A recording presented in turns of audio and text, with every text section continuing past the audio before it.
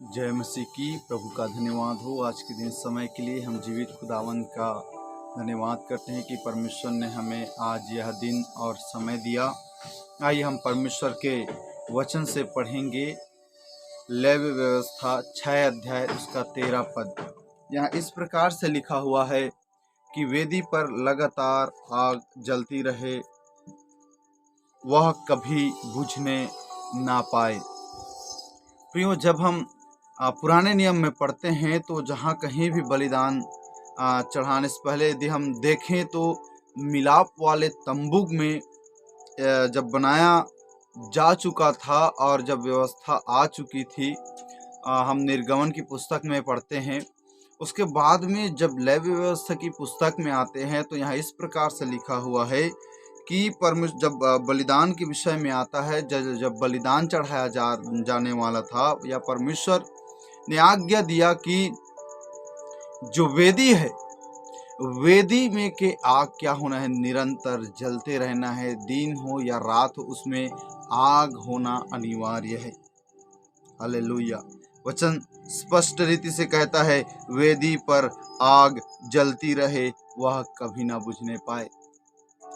यदि आप और मैं यदि वेदी की परिभाषा देखें तो वेदी का अर्थ होता है ऊंचा स्थान। हालेलुया। प्रियो, इस वेदी पर लोग बलिदान चढ़ाया करते थे। बलि वस्तु के उसके पदार्थों को, चर्बियों को और बहुत सारे जो वस्तु होते थे, उन्हें बलिदान के वस्तु को वेदी पर जलाया जाता था और उसकी खुशबू पाकर परमेश्वर लोगों को ब्लेसिंग देता था, आशीष देता था।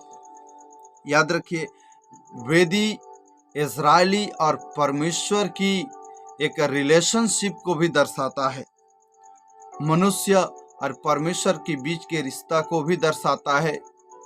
बाइबल में लिखा है कि यदि कोई अनजाने में किसी को मारे और वो जा करके यदि वेदी के सींगों को पकड़ ले तो उसके लिए ऑप्शन था। Praise the Lord. याद रखिए, वेदी यीशु मसीह के जीवन को भी दर्शाता है। जैसा ऊंचा स्थान, उसी प्रकार आपका और मेरा प्रभु यीशु मसीह कालवरी क्रूस पर ऊंचा उठाया गया और हमारे लिए बलिदान हो गया। जबकि यदि हम पढ़ेंगे इसी लेवी व्यवस्था में तो लिखा है कि वेदी पर आग निरंतर, कंटिन्यूअसली उसको क्या होना है, जलते रहना है, निरंतर जलते रहना है। क्योंकि जब भी लोग बलि वस्तु को लाते थे तो उसको में की जो कुछ भाग है उसको वेदी पर जलाया जाता था। याद रखिए प्रियो, उसी प्रकार हमारे जीवन में परमेश्वर का वचन निरंतर बने रहना चाहिए और हमारे जीवन में मसीह के प्रति विश्वास हमारे जीवन में जलते रहना चाहिए। Praise the Lord. याद रखिए, यदि निरंतर वेदी पर आग जलते रहना है तो उसमें लकड़ी की जरूरत पड़ता है। यदि आप पढ़ना इसी लेवी व्यवस्था 6 अध्याय 12 पद में तो लिखा है, वेदी पर अग्नि जलती रहे और कभी बुझने ना पाए, और याजक प्रतिदिन भोर को उस पर लकड़ियां जलाकर होम बलि के टुकड़ों को उसके ऊपर सजा कर रख दे और उसके ऊपर मेल बलि की चर्बी को जलाया करे। स्पष्ट और क्लियर है, यदि आग को जलना है तो उसमें लकड़ी की जरूरत बहुत पड़ती थी। Praise the Lord. याद रखिए, जब अब्राहम भी अपने पुत्र को बलि करने के लिए जा रहा था तो उसने अपने साथ में लकड़ियों को चीर कर रखा था। और यदि वेदी पर आग को निरंतर जलते रहना है तो लकड़ी की जरूरत पड़ती है। ये लकड़ी वर्तमान जीवन में, हमारे जीवन में किस बात को दर्शाता है? ये लकड़ी कुछ और नहीं प्रियो, ये संसार के जीवन का प्रतीक है। जैसे आप देखना कि आप बाइबल में पढ़ते हैं कि वाचा के संदूक को बनाया गया बबूल की लकड़ी से, उसको सोने से मढ़ा गया। इसके दो अर्थ हैं, लकड़ी अर्थात मनुष्यत्व जीवन और सोना अर्थात ईश्वरीय जीवन। प्रभु यीशु मसीह संसार में पैदा हुआ मनुष्य बनकर और वो ईश्वर के रूप में लोगों के जीवन में प्रकट हुआ। हालेलुया। वो 100% परमेश्वर है, 100% मनुष्य भी। Praise the Lord. याद रखिए, यहाँ पर लकड़ी को डालकर निरंतर आग को हम कैसे बनाए रख सकते हैं प्रियो। हमारे जीवन के लिए क्या सीख है कि हमारे जीवन रूपी वेदी पर मसीह के प्रति आग जलते रहना है, परमेश्वर के प्रति भूखा प्यासा रहना है।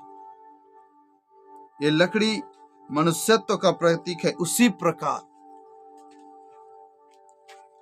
अपने शारीरिक जीवन को परमेश्वर रूपी अग्नि में डालना अर्थात त्याग देना, ताकि आत्मिक जीवन हमें बना रहे। इसका मतलब है कि हमारे शारीरिक अभिलाषाओं को क्या करना है, त्यागना है। भौतिक इच्छाओं को हमें छोड़ना है। यही वो लकड़ी है जिससे हम, जब आप और मैं शारीरिक बातों को छोड़कर, शारीरिक अभिलाषाओं को छोड़कर, जब आप और मैं आत्मा में जब चलने लगते हैं, आत्मा अर्थात आग का प्रतीक है, जब हम आत्मिक जीवन को अपने अंदर बनाए रखते हैं, जलाए रखते हैं, तो इससे क्या होता है कि जब भी हम परमेश्वर से प्रार्थना करें, जब भी हम उसको पुकारें, वो हमारी बातों को सुनता है। इस आग को जलाने के लिए, आत्मिक आग को जलाने के लिए हमें आत्मा में भरे रहने के लिए शारीरिक बातों को छोड़ना पड़ेगा, शारीरिक बातों को त्यागना पड़ेगा। कई बार इंसान परमेश्वर से केवल भौतिक बातों को मांगता है, वो आत्मा में रहना नहीं चाहता। याद रखिए, लकड़ी भौतिक बात का प्रतीक है और आग आत्मिक बात का प्रतीक है। यदि हम अब परमेश्वर की उपस्थिति में भौतिक बातों को, परमेश्वर की उपस्थिति में जब कहेंगे परमेश्वर मैं अब शरीर में नहीं तेरी आत्मा में चलूंगा, तो हम भौतिक बात को क्या करते हैं, त्याग देते हैं। और जब लकड़ी जलती है और जीवन रूपी वेदी में जो बलिदान चढ़ाते हैं परमेश्वर को, तो वो प्रार्थना, वो धुआं के रूप में परमेश्वर के पास जाता है, उसके नथनों में, और वो हमें ब्लेसिंग देता है, जैसे इस्राएलियों को मिलाप वाले तंबू में होकर के वो आशीष देता था। जो भी हम प्रार्थना करेंगे वो स्वर्ग में कबूल होगा। प्रभु यीशु मसीह के नाम से जब हम परमेश्वर के सम्मुख जाते हैं, परमेश्वर के सम्मुख जाते हैं, तो परमेश्वर हमें क्या करता है, हमारे अंदर की आग को देखता है। आग क्या करता है, जलाता है। जब हम शारीरिक बातों को परमेश्वर की उपस्थिति में सौंप देते हैं परमेश्वर को कि प्रभु मुझे तू चाहिए, तो वो जल जाता है परमेश्वर की उपस्थिति में और परमेश्वर उससे खुश होता है। हालेलुया। इसलिए परमेश्वर के वचनों को अपने अंदर बनाए रखें। कैसे यीशु मसीह ने शैतान को हराया, उसके अंदर में वचन की अग्नि जल रहा था। Praise the Lord. जब वचन की अग्नि जल रहा था, तो उसने, शैतान जब आकर परीक्षा किया, जब शैतान आकर, लकड़ी वचन को भी दर्शाता है। यीशु मसीह वचन से भरा हुआ था, इसलिए उसने मत्ती 4 अध्याय में शैतान को 3 बार वचन से हराया। उसी प्रकार प्रियो, हमारे जीवन में भी वचन परमेश्वर की आज्ञा हो, तो हम भी जब जलते रहेंगे, तो कुछ भी चीज़ हमारे अंदर आए, परमेश्वर से जला के फेंक देगा और आप और मैं परमेश्वर के राज्य के वारिस हो जाएंगे। ये जीवन परमेश्वर का वेदी है, इस पे वचन बने रहना है। यीशु मसीह ने क्या कहा, जो मेरा वचन तुम में बना रहेगा तो तुम मेरे चेले ठहरोगे। जो मुझ में बना है वो फल लाएगा। इसलिए हम परमेश्वर के वचन रूपी अग्नि से, उसकी आज्ञाओं में, आत्मा में हम जीवन बिताए और परमेश्वर के नाम की महिमा। धन्यवाद प्रभु यीशु के नाम। आमीन।